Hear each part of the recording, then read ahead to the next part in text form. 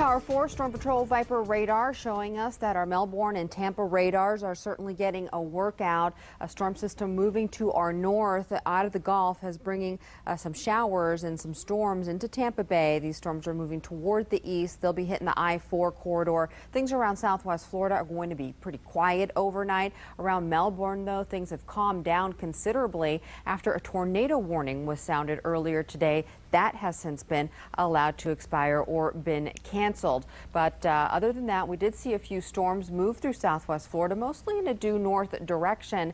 And for the most part, most of us were dry today. Other than that, it's going to be a partly cloudy night, muggy and mild conditions persist. Lows in the low 70s across southwest Florida for tonight. Let's take a look at some of our Storm Patrol pictures. Judy Galuski shooting this shot this morning in the northwest Cape of a deck of clouds that moved in from the Gulf. And not only that, later in the afternoon, Larry Lerner shot this shot of the clouds getting that vertical action, that vertical development looking kind of like cauliflower as they get some storms going underneath there. So that's what we saw for the most part today. Again, most of us remained dry, but we are starting to see a little bit more of a summertime pattern moving into southwest Florida, although today we did have that storm system to our north, which also helped to influence our weather. So as we take a look at temperatures right now, again, very mild, mid and upper 70s across southwest Florida, 78 for Sanibel, Fort Myers, Cape Coral, around Charlotte Harbor as well. Naples still at 79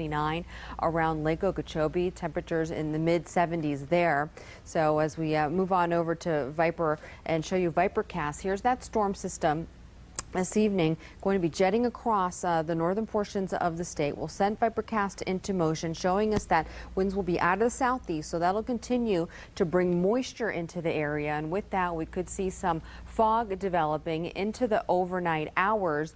And basically what you needed to know was that that storm system is going to continue to truck off onto the northeast, and for us tomorrow we'll be left with a very much summertime pattern as the sea breezes start to develop tomorrow, and that's what will be the focus for our showers and storms mostly tomorrow. And again, it'll be mostly inland as we would typically see during the summertime. So to start things out, 72 degrees, mild start, patchy fog around. By noon, partly cloudy, just a coastal shower possible. Winds already turning out of the southwest, taking on that more of a sea breeze component, 83 degrees. And then by 5 p.m., 87. Showers and storms, any that do develop, will be pushing their way inland, likely developing right along that I-75 corridor, pushing farther inland along that southwesterly breeze. Again, a sea breeze. So our Power 4 zone forecast showing us that tomorrow things are going to get quite warm inland, low 90s, patchy fogs to start things out, and again those afternoon storms.